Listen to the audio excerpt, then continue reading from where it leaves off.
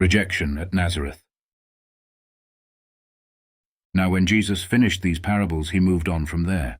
Then he came to his hometown and began to teach the people in their synagogue. They were astonished and said, "Where did this man get such wisdom and miraculous powers? Isn't this the carpenter's son? Isn't his mother named Mary? And aren't his brothers James, Joseph, Simon, and Judas? And aren't all his sisters here with us? So where did he get all this?" And so they took offense at him. But Jesus said to them, "A prophet is not without honor except in his hometown and in his own house." And he did not do many miracles there because of their unbelief. The death of John the Baptist. At that time Herod the Tetrarch heard reports about Jesus, and he said to his servants, "This is John the Baptist. He has been raised from the dead, and because of this, miraculous powers are at work in him." For Herod had arrested John, bound him and put him in prison on account of Herodias, his brother Philip's wife, because John had repeatedly told him, "It is not lawful for you to have her." Although Herod wanted to kill John, he feared the crowd because they accepted John as a prophet. But on Herod's birthday, the daughter of Herodias danced before them and pleased Herod, so much that he promised with an oath to give her whatever she asked. Instructed by her mother, she said, "Give me the head of John the Baptist here on a platter." Although it grieved the king because of his oath and the dinner guests, he commanded it to be given. So he sent and had John beheaded in the prison. His head was brought on a platter and given to the girl, and she brought it to her mother. Then John's disciples came and took the body and buried it and went and told Jesus. The feeding of the 5,000. Now when Jesus heard this, he went away from there privately in a boat to an isolated place. But when the crowd heard about it, they followed him on foot from the towns. As he got out, he saw the large crowd, and he had compassion on them and healed their sick. When evening arrived, his disciples came to him, saying, "This is an isolated place, and the hour is already late. Send the crowds away so that they can go into the villages and buy food for themselves." But he replied, "They don't need to go. You give them something to eat." They said to him, "We have here only 5 loaves and 2 fish. "Bring them here to me," he replied. Then he instructed the crowds to sit down on the grass. He took the 5 loaves and 2 fish, and looking up to heaven he gave thanks and broke the loaves. He gave them to the disciples, who in turn gave them to the crowds. They all ate and were satisfied, and they picked up the broken pieces left over, 12 baskets full. Not counting women and children, there were about 5,000 men who ate. Walking on water. Immediately Jesus made the disciples get into the boat and go ahead of him to the other side, while he dispersed the crowds. And after he sent the crowds away, he went up the mountain by himself to pray. When evening came, he was there alone. Meanwhile the boat, already far from land, was taking a beating from the waves because the wind was against it. As the night was ending, Jesus came to them walking on the sea. When the disciples saw him walking on the water, they were terrified and said, "It's a ghost," and cried out with fear. But immediately Jesus spoke to them, "Have courage, it is I. Do not be afraid." Peter said to him, "Lord, if it is you, order me to come to you on the water." So he said, "Come." Peter got out of the boat, walked on the water, and came toward Jesus. But when he saw the strong wind, he became afraid, and starting to sink, he cried out, "Lord, save me." Immediately Jesus reached out his hand and caught him, saying to him, "You of little faith, why did you doubt?" When they went up into the boat, the wind ceased. Then those who were in the boat worshipped him, saying, "Truly you are the Son of God." After they had crossed over, they came to land at Gennesaret. When the people there recognized him, they sent word into all the surrounding area, and they brought all their sick to him. They begged him if they could only touch the edge of his cloak, and all who touched it were healed. Breaking human traditions. Then Pharisees and experts in the law came from Jerusalem to Jesus and said, "Why do your disciples disobey the tradition of the elders? For they don't wash their hands when they eat." He answered them, "And why do you disobey the commandment of God because of your tradition? For God said, 'Honor your father and mother,' and whoever insults his father or mother must be put to death. But you say, if someone tells his father or mother, 'Whatever help you would have received from me is given to God,' he does not need to honor his father. You have nullified the word of God on account of your tradition. Hypocrites! Isaiah prophesied correctly about you when he said, "This people honors me with their lips, but their hearts are far from me, and they worship me in vain, teaching as doctrines the commandments of men." True defilement. Then he called the crowd to him and said, "Listen and understand. What defiles a person is not what goes into the mouth. It is what comes out of the mouth that defiles a person." Then the disciples came to him and said, "Do you know that when the Pharisees heard this saying, they were offended?" And he replied, "Every plant that my heavenly Father did not plant will be uprooted. Leave them, they are blind guides. If someone who is blind leads another who is blind, both will fall into a pit." But Peter said to him, "Explain this parable to us." Jesus said, "Even after all this, are you still so foolish? Don't you understand that whatever goes into the mouth enters the stomach, and then passes out into the sewer? But the things that come out of the mouth come from the heart, and these things defile a person. For out of the heart come evil ideas, murder, adultery, sexual immorality, theft, false testimony, slander. These are the things that defile a person. It is not eating with unwashed hands that defiles a person." A Canaanite woman's faith. After going out from there, Jesus went to the region of Tyre and Sidon. A Canaanite woman from that area came and cried out, "Have mercy on me, Lord, Son of David. My daughter is horribly demon-possessed." But he did not answer her a word. Then his disciples came and begged him, "Send her away, because she keeps on crying out after us." So he answered, "I was sent only to the lost sheep of the house of Israel." But she came and bowed down before him and said, "Lord, help me." "It is not right to take the children's bread and throw it to the dogs," he said. "Yes, Lord," she replied, "but even the dogs eat the crumbs that fall from their master's table." Then Jesus answered her, "Woman, your faith is great. Let what you want be done for you." And her daughter was healed from that hour. Healing many others. When he left there, Jesus went along the Sea of Galilee. Then he went up a mountain where he sat down. Then large crowds came to him, bringing with them the lame, blind, crippled, mute, and many others. They laid them at his feet, and he healed them. As a result, the crowd was amazed when they saw the mute speaking, the crippled healthy, the lame walking, and the blind seeing, and they praised the God of Israel. The feeding of the 4,000. Then Jesus called his disciples and said, "I have compassion on the crowd, because they have already been here with me 3 days, and they have nothing to eat. I don't want to send them away hungry, since they may faint on the way." The disciples said to him, "Where can we get enough bread in this desolate place to satisfy so great a crowd?" Jesus said to them, "How many loaves do you have?" They replied, 7, and a few small fish. After instructing the crowd to sit down on the ground, he took the 7 loaves and the fish, and after giving thanks, he broke them, and began giving them to the disciples, who then gave them to the crowds. They all ate and were satisfied, and they picked up the broken pieces left over, 7 baskets full. Not counting children and women, there were 4,000 men who ate. After sending away the crowd, he got into the boat and went to the region of Magadan. The demand for a sign. Now when the Pharisees and Sadducees came to test Jesus, they asked him to show them a sign from heaven. He said, "When evening comes, you say, 'It will be fair weather because the sky is red,' and in the morning, 'It will be stormy today because the sky is red and darkening.' You know how to judge correctly the appearance of the sky, but you cannot evaluate the signs of the times. A wicked and adulterous generation asks for a sign, but no sign will be given to it except the sign of Jonah."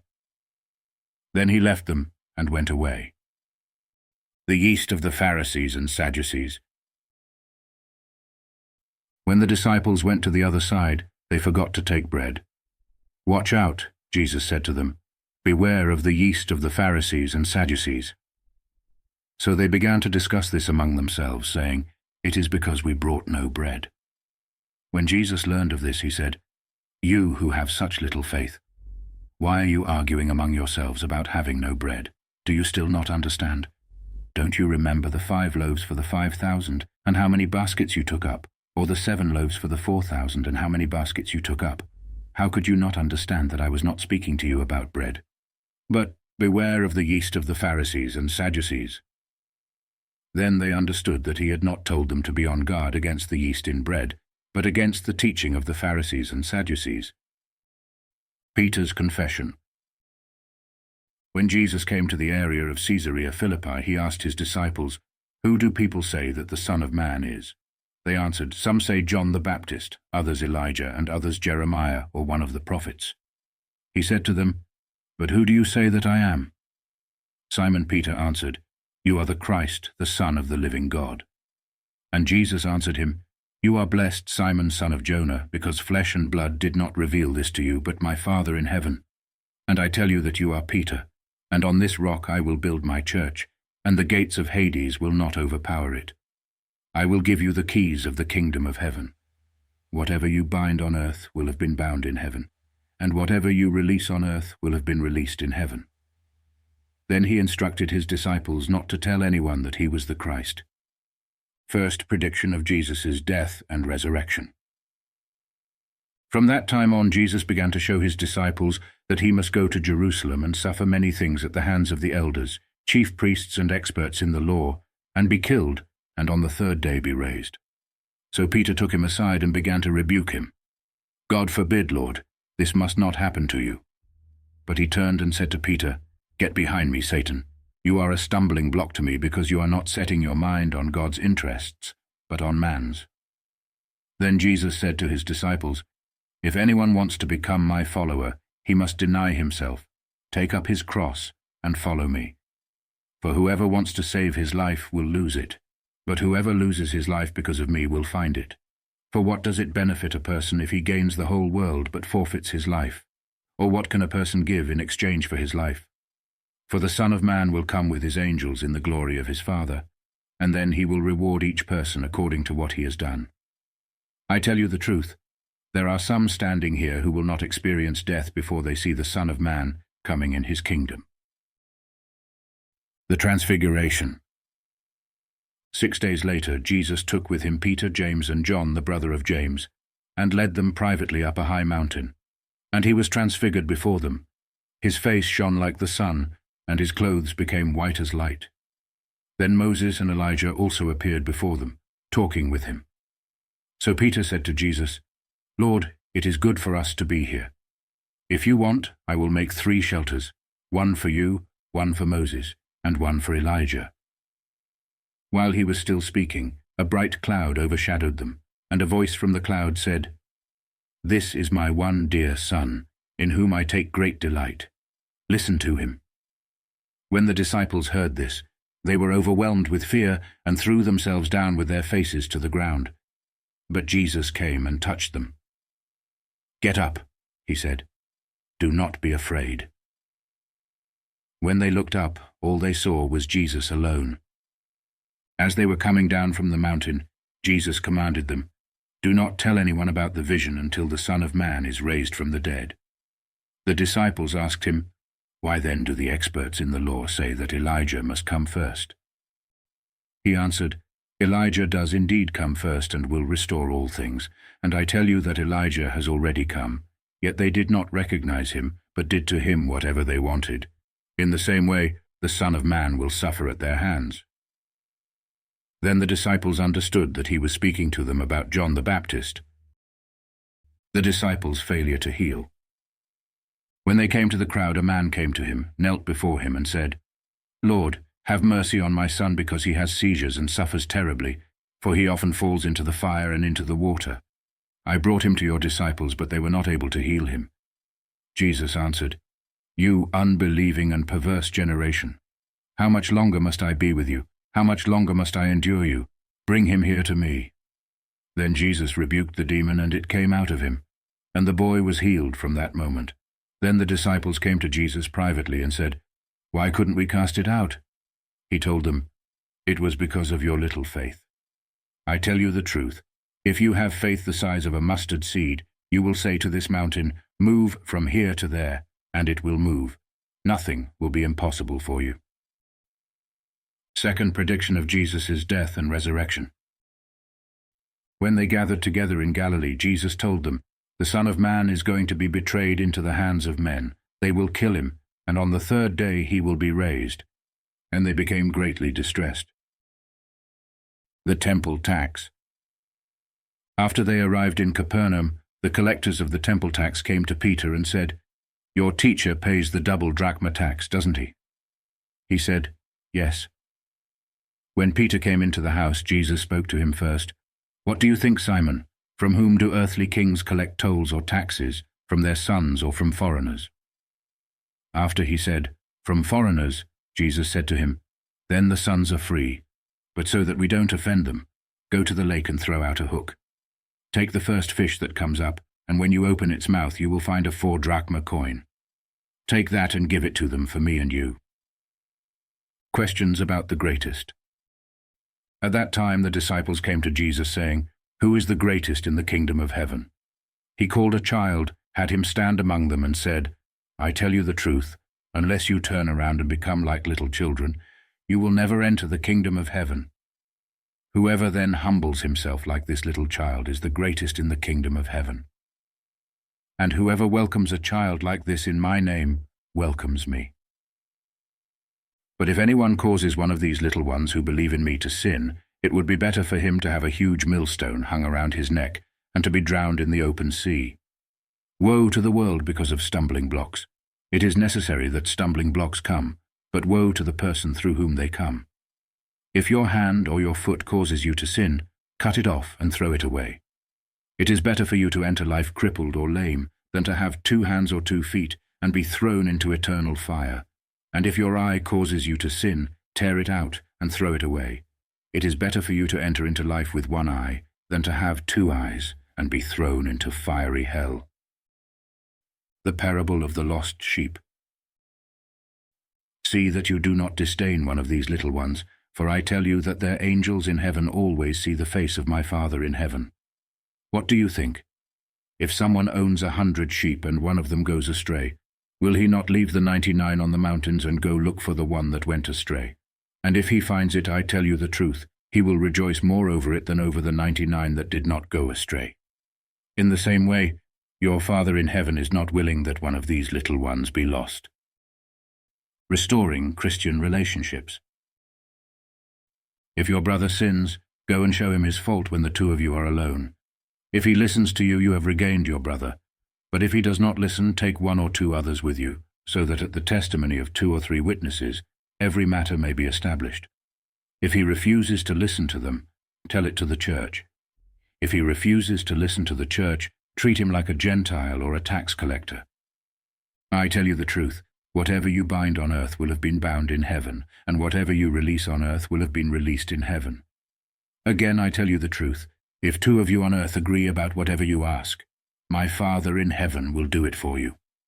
For where 2 or 3 are assembled in my name, I am there among them.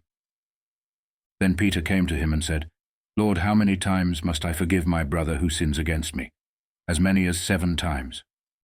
Jesus said to him, Not 7 times, I tell you, but 77 times. The parable of the unforgiving slave. For this reason the kingdom of heaven is like a king who wanted to settle accounts with his slaves. As he began settling his accounts, a man who owed 10,000 talents was brought to him. Because he was not able to repay it, the Lord ordered him to be sold, along with his wife, children, and whatever he possessed, and repayment to be made. Then the slave threw himself to the ground before him, saying, Be patient with me, and I will repay you everything. The Lord had compassion on that slave and released him, and forgave him the debt. After he went out, that same slave found one of his fellow slaves who owed him 100 silver coins. So he grabbed him by the throat and started to choke him, saying, Pay back what you owe me. Then his fellow slave threw himself down and begged him, Be patient with me, and I will repay you. But he refused. Instead, he went out and threw him in prison until he repaid the debt. When his fellow slaves saw what had happened, they were very upset, and went and told their lord everything that had taken place. Then his lord called the first slave and said to him, Evil slave, I forgave you all that debt because you begged me. Should you not have shown mercy to your fellow slave, just as I showed it to you? And in anger his lord turned him over to the prison guards to torture him until he repaid all he owed. So also my heavenly Father will do to you, if each of you does not forgive your brother from your heart.